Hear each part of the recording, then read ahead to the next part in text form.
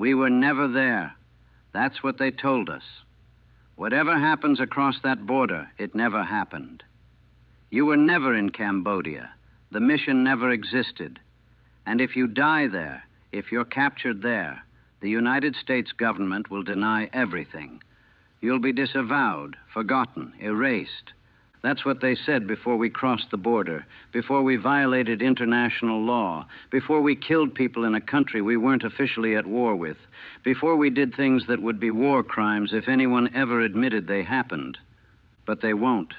Nobody will. Because we were never there. Except I was. I was there. And 54 years later, I'm still there. Still in the jungle. Still running. Still killing. Still carrying the weight of things I'm not supposed to talk about. Missions that officially never happened. Deaths that officially never occurred. My name is Michael Torres. I was an Army Ranger, 75th Ranger Regiment. Served in Vietnam from 1969 to 1971. Specialized in long-range reconnaissance and special operations. Deep penetration missions. High-value targets. The kind of work that doesn't make it into official records. The kind of work that gets classified and stays classified. The kind of work that destroys you from the inside out, and nobody ever knows why because you can't talk about it. I grew up in San Antonio, Texas, Mexican-American family. My old man was career Army, fought in Korea, raised me on military values, duty, honor, country. When I turned 18 in 1968, there was never any question what I'd do. The draft was taking everyone anyway, but I enlisted. Wanted to be like my father, wanted to serve, wanted to be elite. I volunteered for Ranger training, wanted to be the best. The Rangers were tough, intense training, high standards. Only the strongest and smartest made it through. But I did. Made it through Ranger School, made it through Jump School, got assigned to the 75th, was proud. Felt like I'd earned something, felt like I was special. Then they shipped me to Vietnam, and I learned that special just meant you got the worst missions, the most dangerous operations. The ones where survival was optional and success was measured in body counts and denied territory and political objectives you'd never understand. I arrived in country in March 1969. Got assigned to a recon team operating out of Da Nang. 6-man teams, mostly. We'd insert deep into enemy territory, days or weeks behind enemy lines, gather intelligence, target high-value individuals, disrupt supply lines, then extract before the NVA could find us and kill us. That was the theory, anyway. In practice, we were constantly compromised, constantly running, constantly fighting our way out of situations that should have been impossible to survive. My team leader was Staff Sergeant James Murphy from Philadelphia. Career Ranger, 3rd tour in Vietnam, hardest man I'd ever met. Didn't smile, didn't joke, didn't show emotion, just did the job. Kept us alive through sheer competence and ruthless efficiency. The rest of the team was solid. Specialist Carlos Rivera from California, our medic. Corporal Tommy Chen from New York, radio operator. PFC David Washington from Georgia, point man. PFC Robert Miller from Michigan, rifleman. And me, Torres' newest guy, automatic rifleman. We ran dozens of missions together. Inserts into Laos, into the DMZ, into the A Shau Valley.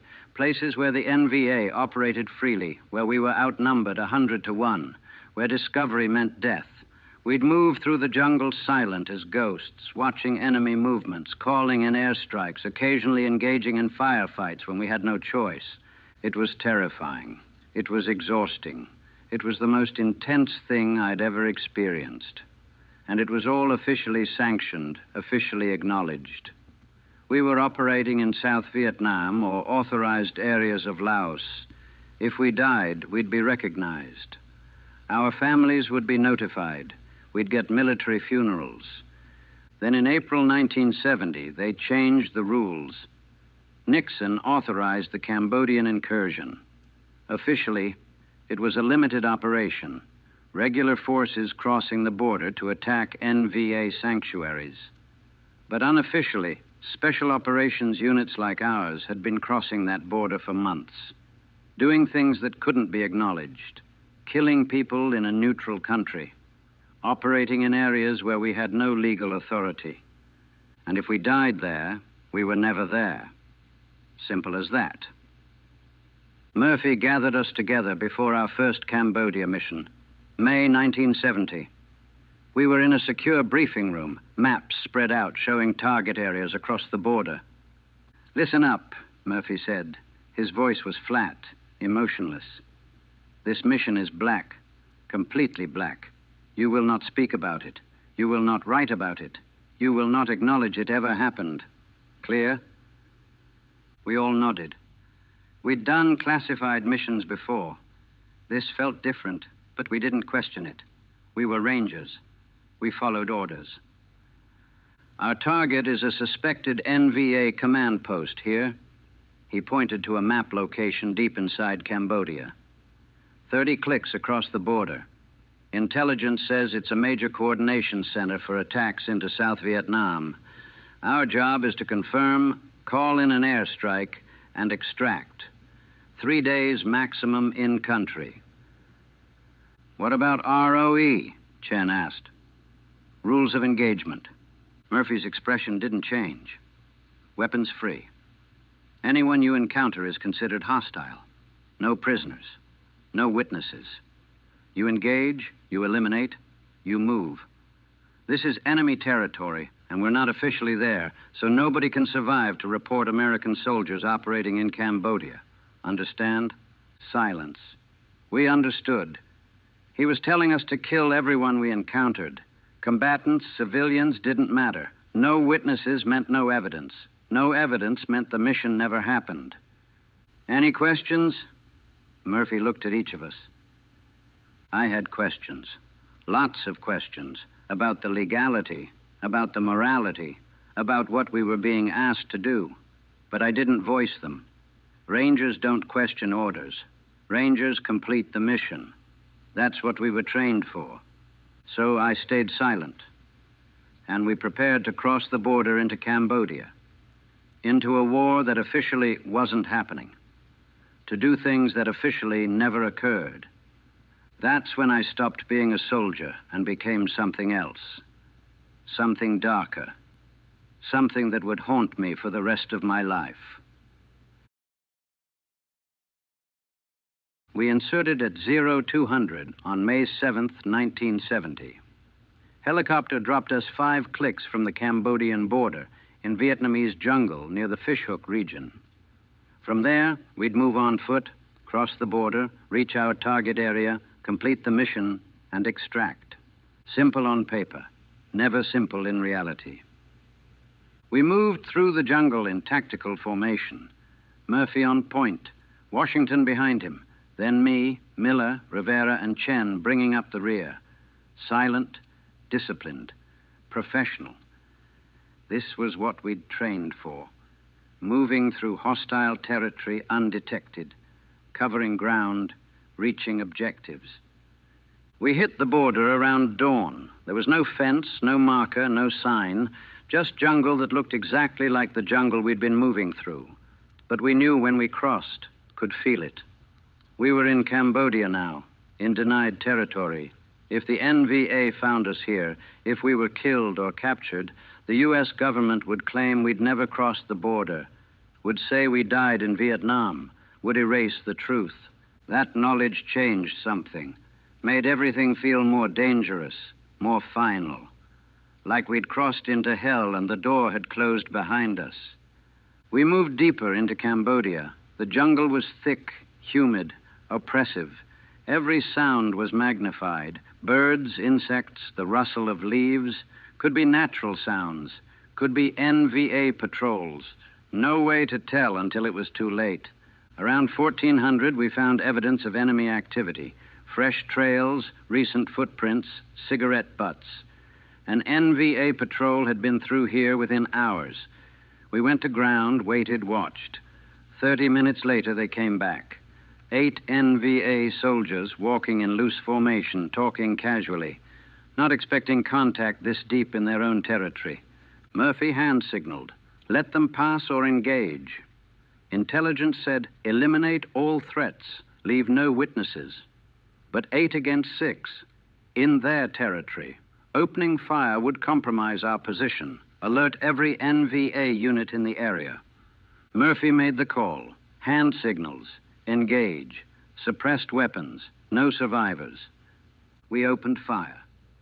The NVA soldiers went down in seconds, suppressed M16 barely making noise, 8 men dead before they could react. We moved in to confirm kills, police up any intelligence, eliminate evidence of our presence. That's when I saw his face. One of the NVA soldiers. Couldn't have been more than 18. Baby face. Eyes wide open, surprised. He'd been talking with his friends, walking through the jungle, alive, now dead, killed by ghosts who were never there. His death wouldn't be investigated. His family wouldn't know what happened. He just disappeared. I'd killed before. Firefights in Vietnam, combat situations. But this felt different. This felt like murder, like assassination. We'd ambushed these guys, killed them without warning, without giving them a chance, executed them. Police their bodies, Murphy ordered. Take documents, maps, anything useful. Strip identification. Then move them off the trail and cover them. We don't want anyone finding American shell casings here. We did as ordered. Dragged the bodies into the jungle, covered them with vegetation. Took their documents and personal effects. Erased evidence they'd been killed by Americans. Made it look like they'd just disappeared. What happens to their families? Miller asked quietly. They'll never know what happened. Not our problem, Murphy said. Our problem is completing the mission. Move out. We kept moving, reached our target area that evening. The suspected NVA command post was real, a complex of bunkers and structures hidden in the jungle, dozens of soldiers, radio antennas, supply dumps, exactly what intelligence had said. We set up observation. Chen called in the airstrike coordinates. Within an hour, F-4 Phantoms were inbound. We marked the target with smoke, pulled back to minimum safe distance, and watched the bombs fall. The jungle erupted, explosions tearing through the command post, secondary explosions as ammunition cooked off, fires spreading, smoke rising into the sky. And through it all, screaming, men dying in the flames and blast waves, dozens of them, maybe hundreds. We just called in an airstrike on Cambodia, on a neutral country, killed dozens, maybe hundreds of people in a country we weren't at war with, and it would never be acknowledged, would never be reported. These men would be listed as killed in Vietnam or killed by unknown causes, or just missing. Their deaths would be lies, built on the lie that we were never here. Mission complete, Murphy said into the radio. Request immediate extraction. The helicopters came in 40 minutes later. We boarded under fire. NVA had found us, were engaging. But we lifted off, flew back across the border into Vietnam, back to officially acknowledged territory. Mission success, target destroyed, team intact. Everything by the book, except we'd just committed war crimes in a country we weren't supposed to be in, and we'd never be able to talk about it. The Cambodia missions continued through 1970 and into 1971. We'd cross the border once, twice a month, sometimes for reconnaissance, sometimes for raids, sometimes for assassinations, high-value targets, NVA commanders, VC political officers, people who the CIA or MACVSOG wanted dead and wanted it done quietly. We became ghosts, phantoms, moving through Cambodia and Laos, killing people, destroying infrastructure, creating chaos. And none of it officially happened. We were never there. The people we killed didn't die from American bullets. The structures we destroyed weren't hit by American airstrikes. All lies. all deniable. The missions blurred together. Ambushes, assassinations, raids. We killed so many people I lost count. NVA soldiers, VC fighters. Sometimes people we weren't sure about. Could have been combatants, could have been civilians. In Cambodia, everyone was a potential threat because we weren't supposed to be there. So we killed anyone who saw us, anyone who could report American soldiers operating across the border. In June, we hit a village suspected of harboring VC, found weapons caches, confirmed it was a support base, called in artillery. The village was destroyed, everyone in it killed, 30, 40 people. Some were definitely VC, some were definitely civilians. Most we'd never know for sure, didn't matter. They were all buried in the same mass grave, all listed as casualties in Vietnam if they were listed at all erased. David Washington cracked in July. We'd just done another assassination mission, killed an NVA colonel and his staff at a jungle camp. 8 dead, close quarters combat, brutal and bloody. Washington helped drag the bodies into a bomb crater, covered them with dirt and vegetation. Then he just sat down and started crying. "I can't do this anymore," he said. "We're murderers. We're fucking murderers, and nobody knows and nobody cares." "Get up," Murphy ordered. "We need to move." "No." Washington looked at Murphy with empty eyes. "I'm done. I'm not killing any more people for missions that don't exist." Murphy pulled his sidearm, pointed it at Washington. "You will follow orders or I will shoot you for refusing orders in a combat zone. Your choice." Washington laughed, bitter, broken laugh. "Go ahead. Shoot me.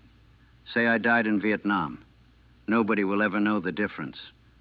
Murphy didn't shoot him. Couldn't. We needed every man. But Washington was done. They evacuated him stateside, psych discharge.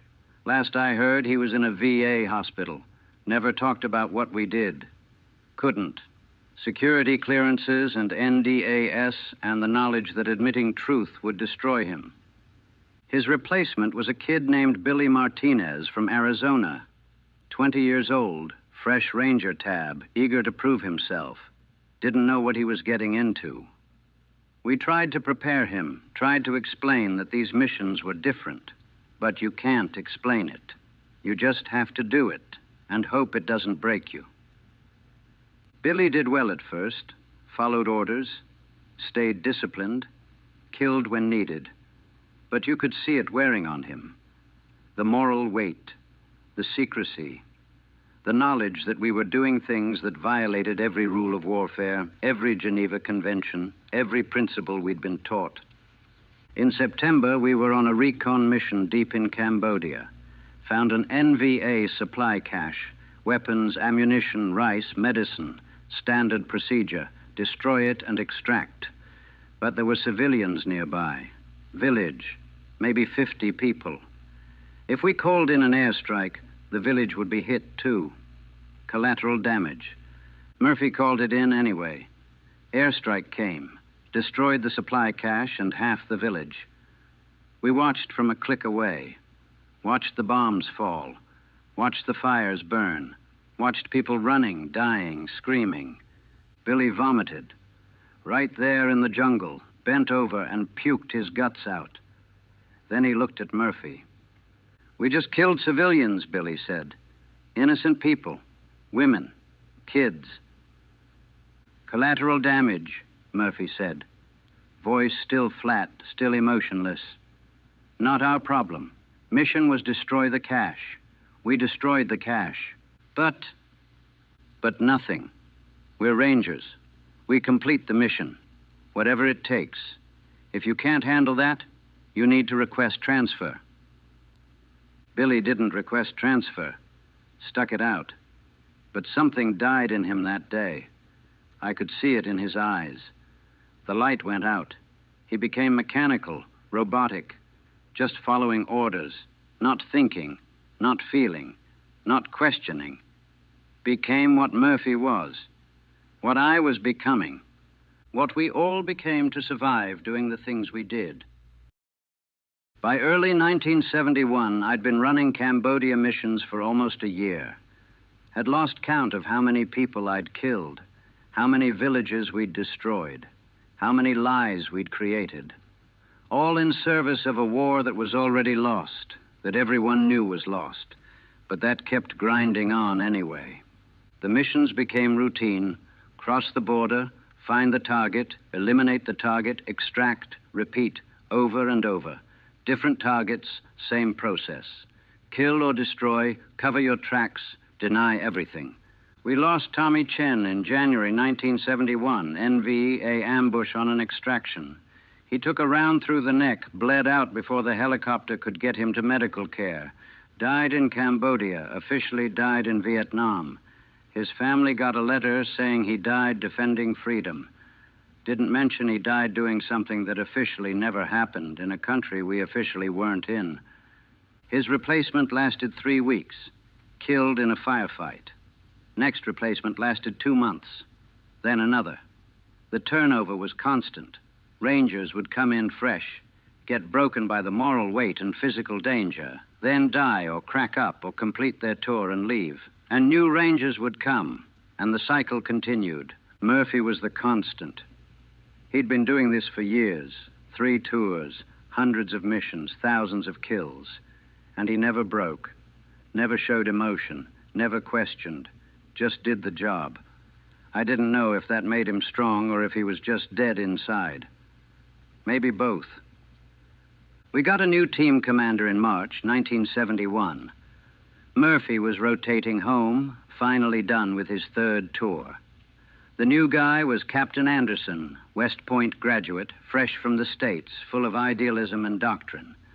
Didn't understand what we did, what these missions required.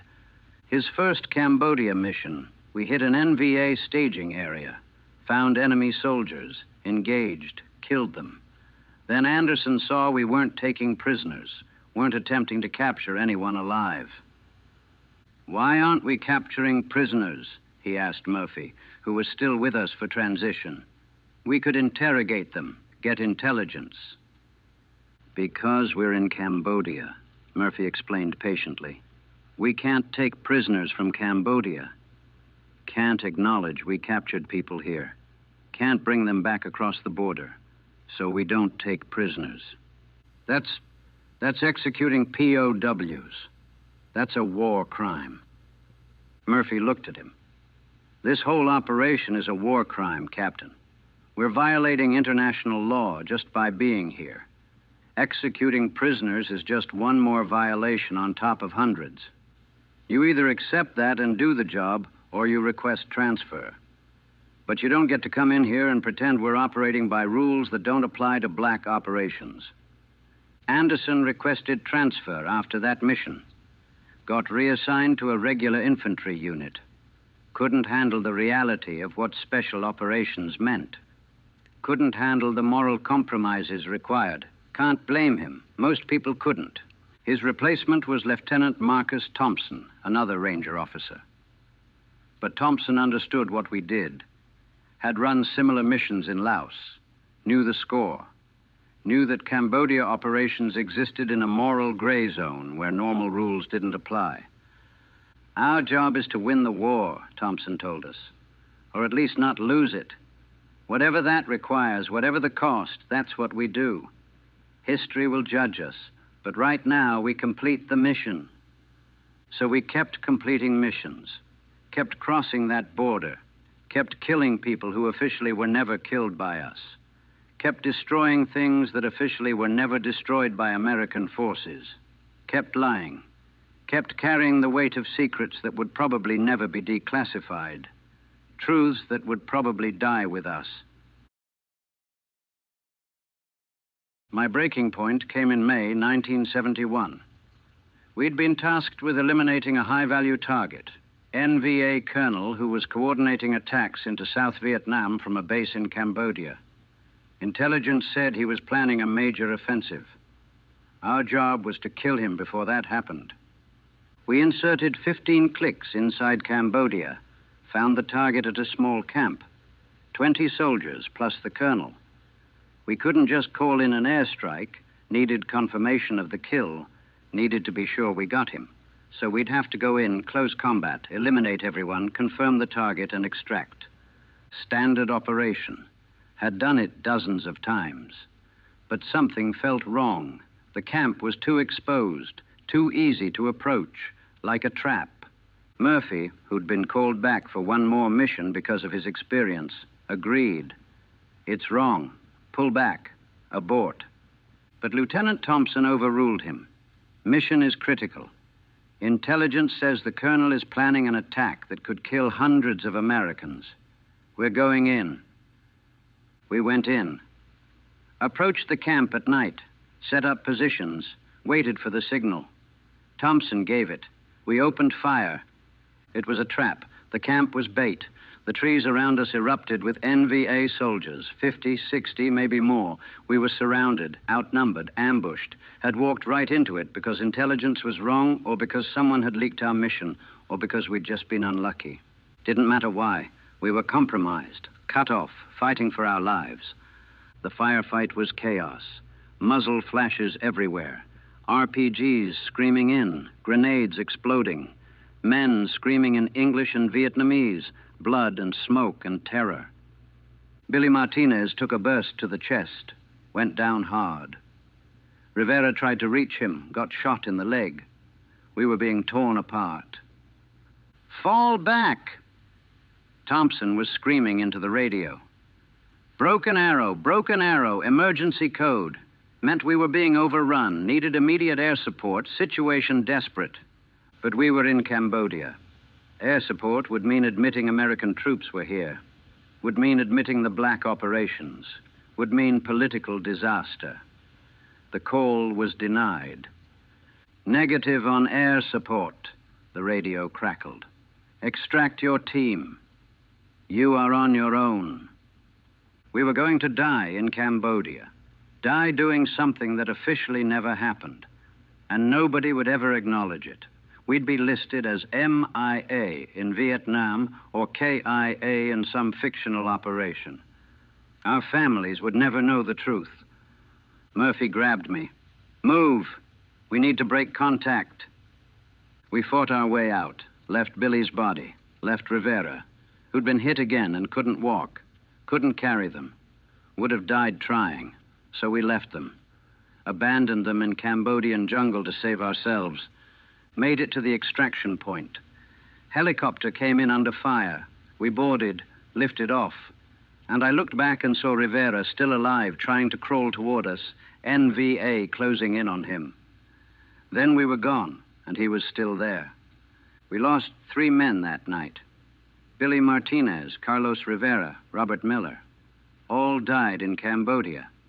All officially died in Vietnam. All listed as casualties of conventional operations, not black ops missions that never happened. Back at base, they debriefed us. Classified debrief. Reminded us that we'd never been in Cambodia, that our team members had died in Vietnam, that if we ever spoke about the truth, we'd face court-martial and prison. I sat there listening to them rewrite history, rewrite the deaths of my friends, and something broke inside me. We'd been sent into a trap. We'd been denied air support to protect political secrets. And now we had to lie about how our friends died. Had to tell their families lies. Had to attend funerals and stay silent while everyone mourned deaths that officially happened somewhere else in some other way. That night, I went to the barracks, put my rifle in my mouth and tried to pull the trigger. Couldn't do it. Not because I wanted to live, because even killing myself felt like one more secret, one more lie. Would I have officially killed myself in Vietnam, or would they deny that too? Erase even my suicide to protect the secret? Murphy found me, took the rifle away, sat with me. I know, he said quietly. I know what you're feeling. But you can't quit, can't give up. They died doing their job. Our job is to survive and carry the truth, even if we can never tell it. Someone has to remember. Someone has to know. That's us. For what? I looked at him. So we can spend the rest of our lives lying, carrying secrets that will never be acknowledged, watching everyone honor deaths that didn't happen the way they're told? Yes, he said simply. That's the price. That's what we signed up for, whether we knew it or not. I didn't kill myself, but the person I'd been died that night anyway. What was left was just a shell, a ghost. Someone who'd never officially been to Cambodia, who'd never killed people there, who'd never lost friends there. Someone who was never there. I rotated home in July 1971. 2 years in Vietnam. 54 confirmed Cambodia missions. Officially, I'd never crossed the border. Officially, all my combat experience was in South Vietnam. Officially, the things I did never happened. The lies became my life. When people asked about the war, I told the official story. Reconnaissance missions in Vietnam, standard combat operations. Nothing unusual, nothing that couldn't be acknowledged. Every word a lie built on classified truth. I couldn't adjust to civilian life, couldn't hold a job, couldn't maintain relationships, couldn't sleep without nightmares, couldn't function with the weight of secrets I couldn't share, truths I couldn't tell, deaths I couldn't properly mourn. The VA diagnosed me with PTSD, offered treatment. But how could I get treatment when I couldn't tell the truth about what caused the trauma? Couldn't explain the missions, the kills, the moral weight. The therapists would ask what happened, and I'd have to lie, give them sanitized versions, deny the reality. And therapy based on lies doesn't heal anything. I tried to tell my father once. He was career Army, had clearance, understood classified operations, thought maybe he'd understand. We did things, I started, in places we weren't supposed to be. Did things that officially never happened. He held up his hand. Stop. If it's classified, I don't want to know. And you shouldn't be telling me. That's not helping you. That's just spreading the burden. He was right. But it meant I couldn't share it with anyone. Couldn't unload the weight. Couldn't find help or understanding or absolution. Just had to carry it alone. Forever. Some of my team members handled it better than me. Murphy retired from the Army, moved somewhere quiet, lived a low-key life. Never talked about Cambodia, never broke his silence. Took the secrets to his grave when he died in 1998. Others didn't handle it at all. Thompson ate his gun in 1975. Chen, different Chen, the replacement after Tommy died, overdosed in 1980. Could have been accidental. Probably wasn't. Several others from various missions ended up in Virginia psychiatric facilities, broken by the weight of secrets they couldn't share. I survived, barely, lived alone, worked odd jobs, kept my head down, stayed silent. The Cambodia operations were finally acknowledged in the 1990s, decades after the fact, after most of the participants were dead or broken. But by then it didn't matter. The truth coming out didn't ease the burden, didn't undo the lies, didn't bring back the dead or heal the broken. I'm 72 years old now. The Cambodia missions were 54 years ago, and I still can't talk about them. Not really, not honestly. Security clearances and NDAS and 40 years of conditioning to stay silent. Even now, even telling this, I'm probably violating a dozen regulations.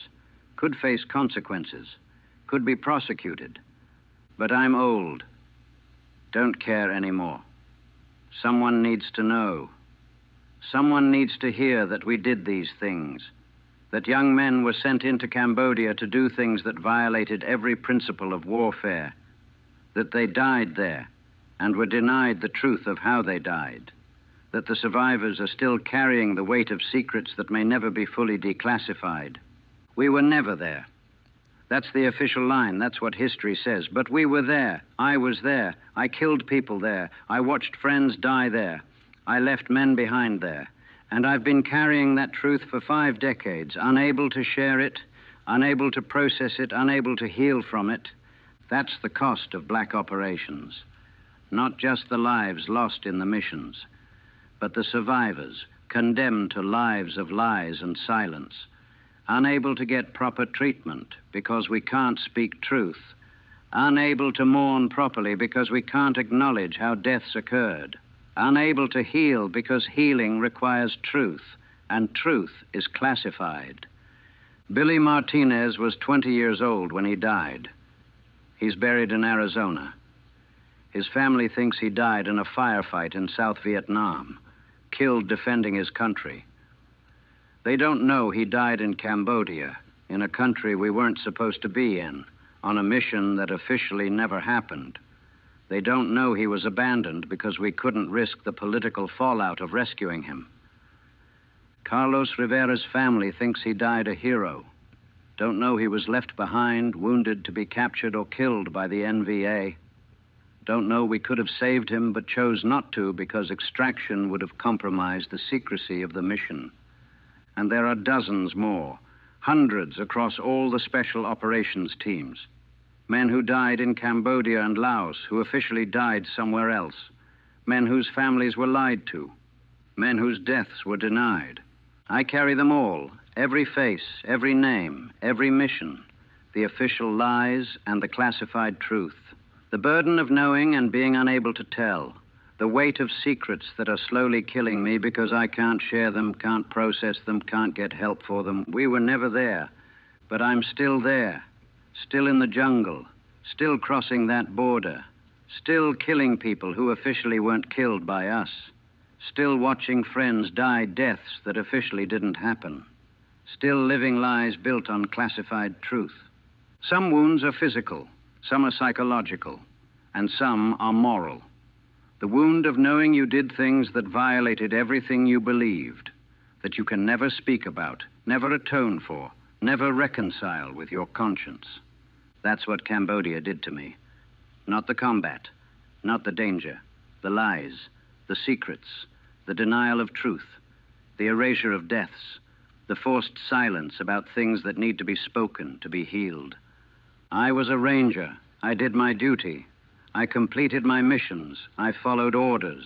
I served my country. And my country sent me to a place I was never supposed to be, to do things I was never supposed to do, then forced me to spend the rest of my life pretending it never happened. We were never there. That's the biggest lie of all, because I'm still there, every day, every night, for 54 years. Still in Cambodia, still running, still killing, still dying inside. And officially, none of it ever happened.